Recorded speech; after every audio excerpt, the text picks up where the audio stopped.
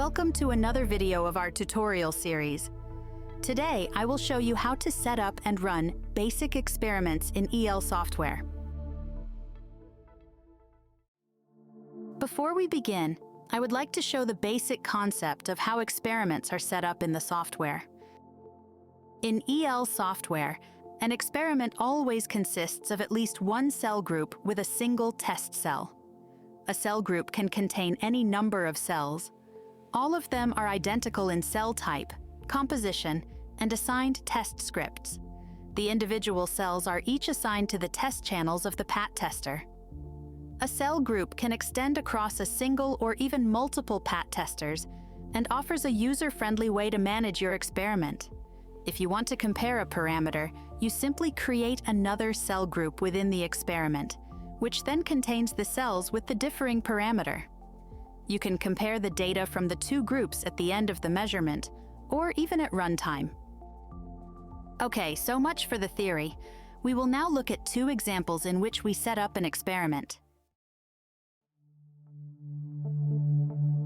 In the first example, we will create and run an experiment with a single test cell. This is the smallest type of experiment, and I will show how easy it is to set up in the software. So let's jump right into the EL software and get started. For this example, I use a dummy cell supplied as standard with every PAT tester.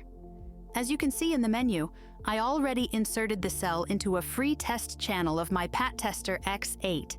I select the experiment section so that the right options appear in the toolbar. Then, I click on New Experiment to open the creation dialog. Here we can enter custom names for our experiment and cell group. In this case, I'll leave everything at the default settings and click on Confirm. The experiment has been created, and we can start with the definition.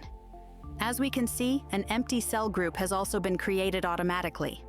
In this group, we can now add our test cell, which we want to use for this experiment, and the test script that controls the charging and discharging cycles. These two settings are required to start the experiment. We could also specify the cell stack structure in the composition section, but this is optional. I would now like to add my test cell to the cell group. To do this, I click in the Add Test Cell field and select my cell from the pull-down. The cell is now assigned to the cell group. We can see its cell tag and the information about which PAT tester and test channel it is connected to. In addition, we can see from the fingerprint icon that the cell has a PAT button. Next to it, the values for the full and half cell voltages are displayed. This live display is helpful for quickly checking the cell during a measurement. Since no measurement has been started yet, these values are currently 0. On the right, we see a picture of the cell type. A cell group can only consist of test cells of a single type, so the first cell you assign to a group defines the accepted type for the whole group. Next, we need to assign a test script to the cell group. I click in the Select Script field and select a script from the database. For this example, I choose an impedance test. When a script is assigned, it is always assigned as a copy of the original script. Therefore, I could still adapt it for this experiment without changing the version in the database. In this case, I don't want to make any changes, but start the measurement directly. I click on Start Experiment in the menu bar. This will transmit the script to the test channel where our cell is located and start it. We can easily see this because the script is now displayed in the line below the cell. In addition, further details of the measurement are displayed. We see the current status of the script and a progress bar. The elapsed time since the start of the script, the number of data points generated, the transfer rate, and the estimated size of the measurement data on the file system. I would now like to take a closer look at the measurement. To do this, I can switch to the single cell view by clicking on the script name. This view shows the charts with the generated data points, as well as some additional information. At the top, we see the menu bar. Here, we can add or change data charts and control various display elements.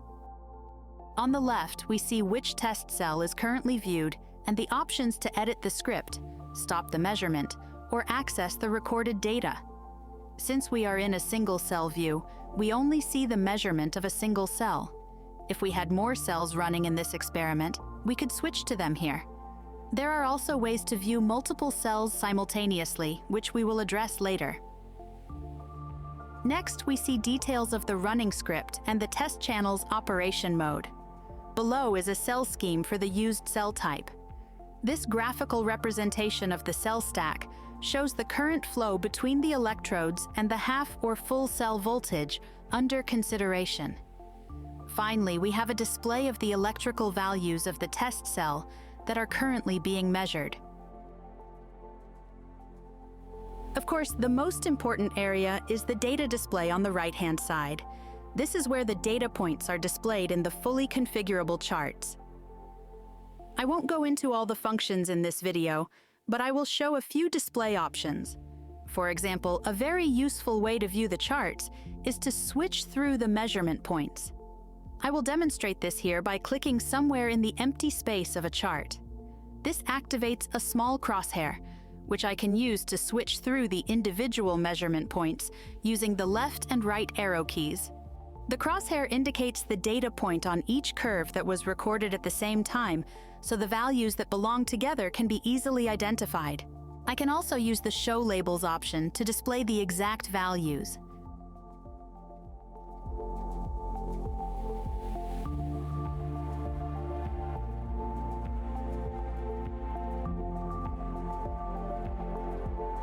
The data points for each test cell and each script are recorded in several text files, which we can call up at any time.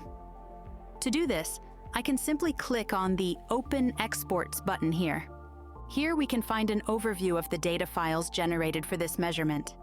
All files are in plain text format for easy import into other applications. To download, mark the files and choose a download option in the toolbar or click the name of a file.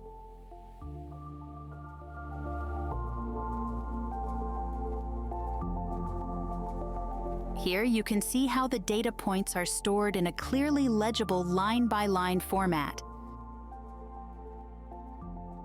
Alternatively, you can also access the stored data directly via Windows Explorer, provided that the EL software server is located on this computer. To do this, I open an Explorer window and navigate to the folder that I specified during installation. By default, it is created on the system drive under LCell, Exports.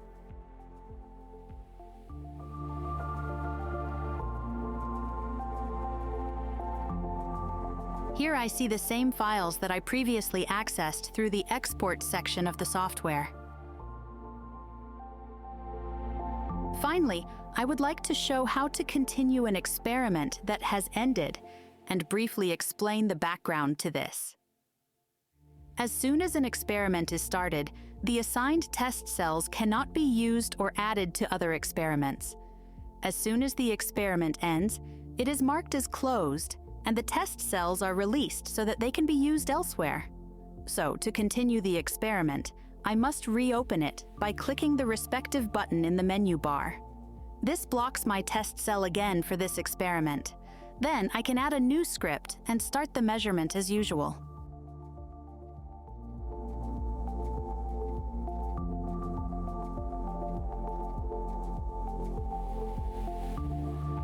That's all for the simple experiment with a single cell. In the second part, we will set up a more complex measurement. In the second part of this tutorial, we will set up an experiment with multiple cells in 2 cell groups and compare the results with each other. First of all, I have to set up a new experiment, just like in the first part of the video. So I select the Experiments section and click New Experiment in the toolbar. I'll leave everything at the default settings here and confirm the creation. Now, I will assign 2 test cells to the cell group of the new experiment. For this example, I choose dummy cells from the list of available cells. Now we need a script to be executed in the cell group. I assign the CC Basic script that comes with EL software for this. However, I want to change it for this experiment, so I click on the script name to open the editor. Scripts in EL software are written in the Lua scripting language.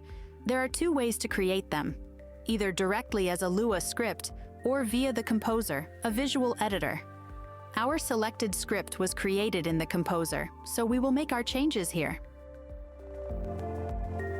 I will explain the possibilities of the Composer in detail in another video. In principle, we define the individual process steps of the measurement here, and then link them together using limits. In this case, we charge the test cells in the second and third step with a constant current of 20 milliamps and switch back and forth between the two steps when a defined full cell voltage is reached. I want to increase these loops to 10, so I change it here. Then I save the script and return to the experiment view.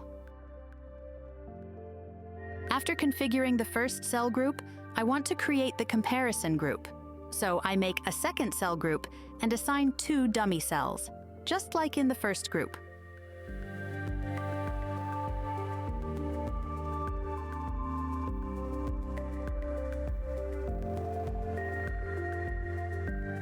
I also assign a copy of the CC Basic script to this second group and modify it in the Composer editor.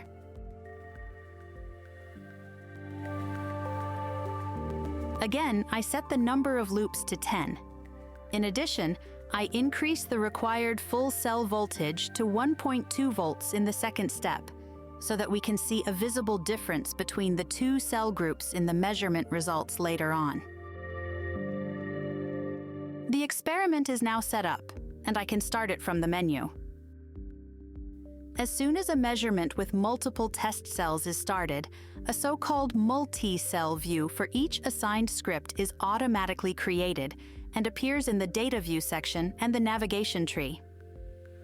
When I open this view, I can now see the measurement data of all test cells with the same script assigned to them, color-coded by cell group.